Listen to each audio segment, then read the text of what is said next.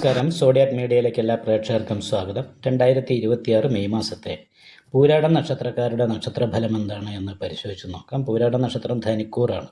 അപ്പം ധനിക്കൂറുകാരെ സംബന്ധിച്ചിടത്തോളം ചന്ദ്രലഗ്നാധിപതിയും 4-ാം ഭാവാധിപതിയുമായിരിക്കുന്ന വ്യാഴം നിവർത്തിസ്ഥാനത്ത് നിൽക്കുന്നത് കൊണ്ട് കുടുംബ സംബന്ധമായിരിക്കുന്ന ഗുണം അനുഭവിക്കാനുള്ള യോഗമുണ്ട്.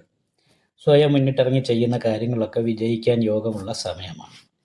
പക്ഷേ ദാമ്പത്യ സംബന്ധമായിട്ട് അത്ര ഗുണം പറഞ്ഞുകൂടാ. കാരണം പ്രിയ കലഹോസ്തകത എന്ന് പറയുന്ന യോഗം ചെയ്തിട്ട് ശുക്രൻ 7-ാം ഭാവത്തിൽ നിൽക്കുക, ആത്മീയകാരകനായിരിക്കുന്ന വ്യാഴം ലഗ്നാധിപതി തന്നെ 7-ാം ഭാവത്ത് നിൽക്കുക. അപ്പോൾ ദാമ്പത്യ സുഖക്കുറവ് ഉണ്ടാകാനുള്ള സാധ്യതയാണ് കൂടുതലായിട്ടുള്ളത്. അതേപോലെ പ്രബലമായിരിക്കുന്ന ശത്രുദോഷത്തിൻ്റെതായിരിക്കുന്ന ദുരിതമുണ്ട്.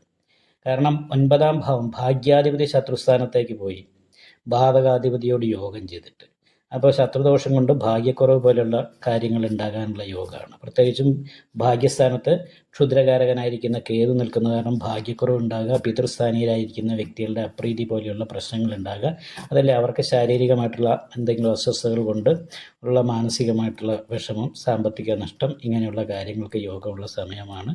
മാത്രമല്ല ആരെങ്കിലും നമ്മളെ സഹായിച്ചുകൊണ്ടിരിക്കുന്നവർ, സഹായിക്കുമെന്ന് പ്രതീക്ഷിക്കുന്നവർ നമുക്ക് ആവശ്യമുള്ള സമയത്ത് ആ സഹായം അവരിൽ നിന്നും കിട്ടാതെ ഇരിക്കാനുള്ള സാധ്യതയാണ്.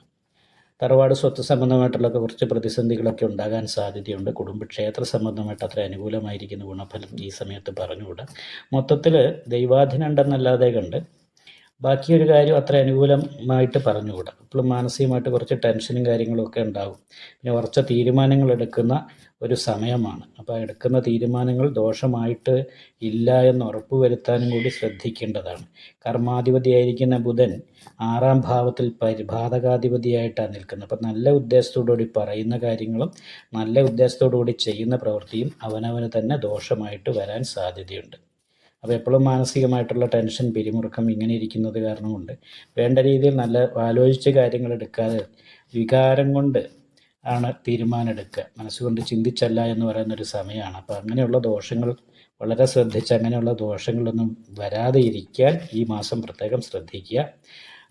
അതേപോലെ തന്നെ അയ്യപ്പ ക്ഷേത്രത്തിൽ നീരാഞ്ജനം വഴിപാട് ചെയ്യണം. ഇപ്പോൾ കണ്ടകശനി ദോഷമുള്ളൊരു സമയമാണല്ലോ. അപ്പോൾ ഈ കണ്ടകശനി ദോഷം ഉണ്ടാകുമ്പോൾ നമ്മൾ എത്ര ആത്മാർത്ഥമായിട്ട് പ്രവൃത്തി എടുത്തിട്ടുണ്ടെങ്കിലും അതിൻ്റെ പ്രതിഫലം നമ്മൾ കിട്ടുന്ന സമയത്ത് വേണ്ട രീതിയിൽ കിട്ടിയില്ല എന്ന് വരും. അതുപോലെ ഇടയ്ക്കിടയ്ക്ക് ശാരീരികമായ അസ്വസ്ഥതകൾ ഉണ്ടായി എന്ന് വരും. അപ്പോൾ അത് കാരണം കൊണ്ട് അയ്യപ്പ ക്ഷേത്രത്തിൽ നീരാഞ്ജനം വഴിപാട് ചെയ്യുക, അല്ലെങ്കിൽ മുത്തപ്പൻകാവിൽ യഥാശക്തി വഴിപാട് ചെയ്യുക. ദൈവാധീനം ഉണ്ടെങ്കിലും ശത്രുദോഷമുള്ളത് കാരണം കൊണ്ട് ഗണപതി ഹോമം, ശിവക്ഷേത്രത്തിൽ അഘോര പുഷ്പാഞ്ജലി, നെയ്വിളക്ക്, പിന്നെ വിഷ്ണു ക്ഷേത്രത്തിൽ ലക്ഷ്മി നാരായണ പൂജ, സുദർശന പുഷ്പാഞ്ജലി മുതലായിട്ടുള്ള കാര്യങ്ങളൊക്കെ ചെയ്ത് തടസ്സം മാറ്റിക്കഴിഞ്ഞാൽ ഈ മാസത്തിൽ വലിയ ദോഷങ്ങളില്ലാതെ പൂരാട നക്ഷത്രക്കാർക്ക് ഈ മാസം കഴിഞ്ഞ് അടുത്ത മാസത്തിലേക്ക് പോകാനായിട്ട് സാധിക്കുന്നതാണ്.